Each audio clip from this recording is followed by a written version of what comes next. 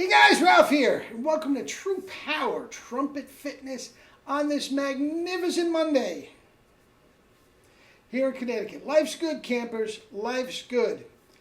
A week from today, I'm going to be on a flight to Arizona. Monday through Friday next week, nothing. Okay? I will be back in 8 days the following week from today. 8 days, and we'll take it up from there. I always say, well, I'll do something from the hotel room. It never happens. So I'm just going to be down. All right, anyway, raining like crazy. I did get out for a quick hour this morning on the bike before I got too wet.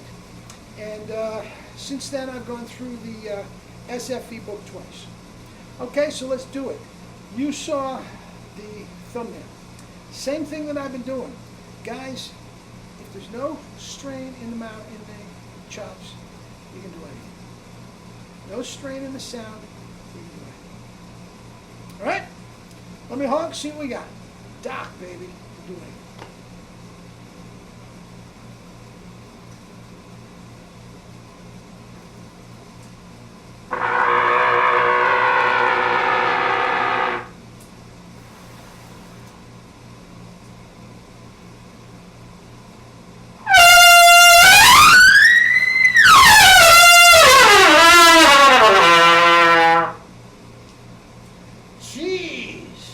Jeez.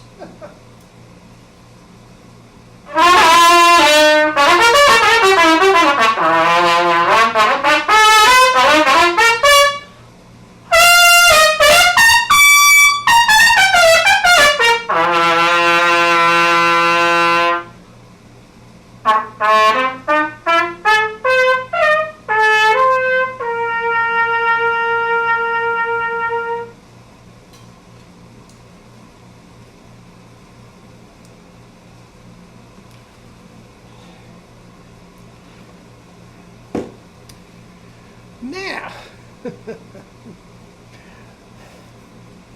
anyway, a little lemonade, a little energy.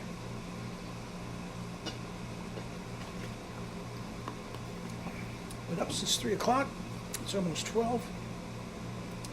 Life's good. Anyway, Doc could play anything. Maurice could play anything.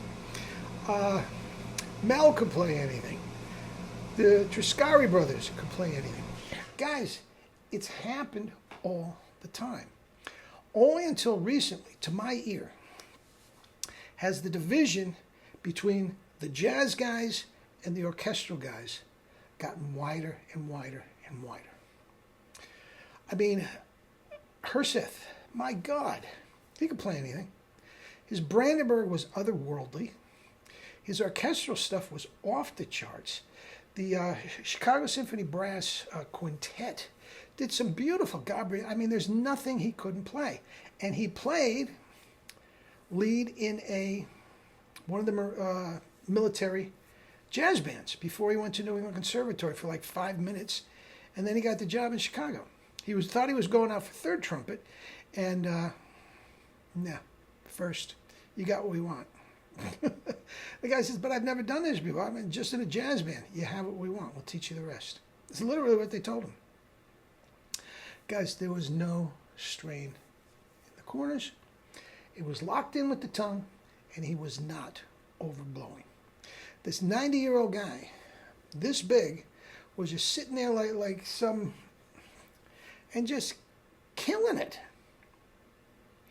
Anyway, we're talking about Doc. Now, I have talked about Doc a lot. And Doc, for my money, and I've done lots of things where he did, what was it, Whirly Concerto, which is just beastly. It's just almost trumpet abuse, really. It was written for Doc, so we'll call it Doc abuse. It was so technically hard. With the Boston Symphony, didn't miss a note. I mean, it's just incredible what this guy could play. All genres. Now, maybe he was not as adept at the genres, the orchestra. He spent 6 months, playing fifth trumpet with Herseth in Chicago, and he could go play anything, anywhere, on his mouthpieces. Now, let's talk about the mouthpieces. He is the only one, and I'm going to, I think I might do Conrad Garzo tomorrow. He could do anything as well. And I'll put this to rest. But now, Doc talked about tightening the corners, okay, and leaving this loose. He got that from Benny Baker. Guys, I've talked about this before. I just don't believe at the end of the day that's what he was doing. I really don't. Okay? Now, with that, now, his notes popped. And all that whirly stuff, pop, pop, pop, pop, pop. Notes pop like Maurice. So his tongue is in the right spot, which means he was gripping right in front, and I don't think he was tightening nearly as much as he used to. But here's the thing.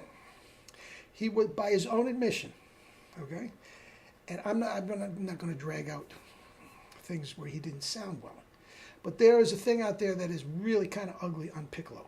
And he admits he is not a piccolo player. He admits he hated the piccolo, okay. He did one recording of the Ablasin on that Sunday morning show when Don Smithers' thing wore out. And he admitted it took him like 126 takes. He admitted that, not me. Okay, not a great piccolo player. And for that reason, anybody that's ever played the piccolo knows it's a tough road if you're tight. If he's tight in the upper corners, piccolo is tough. Okay? Now, if you look at Maurice, the epitome of relaxation. I mean, ridiculous. So, the next thing I'm going to say, and guys, trolls, stop. You know how I love Doc. Of all these guys, that their tone could just go from one to the other, I think Doc, at times, depending on what mouthpiece he was using, because he switched a lot, he bounced around a lot, okay?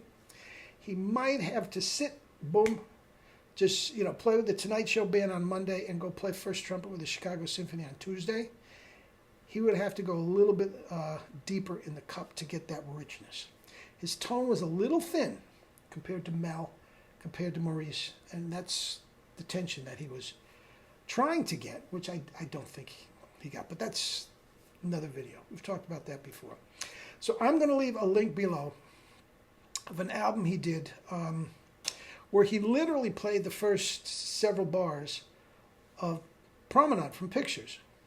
Now, it's doctored up, reverb the whole 9 yards, and it's just a little bit. And the rest of it goes into some honky stuff, hokey stuff. But you'll hear it. I mean, it's he could do it. If you're not straining one to the other. Now, this is the new age mouthpiece that you can do it all on one. But it can absolutely be done. All right? I'll do Garzo tomorrow. We'll get on to something else. All right, guys, have a great day. Love you all.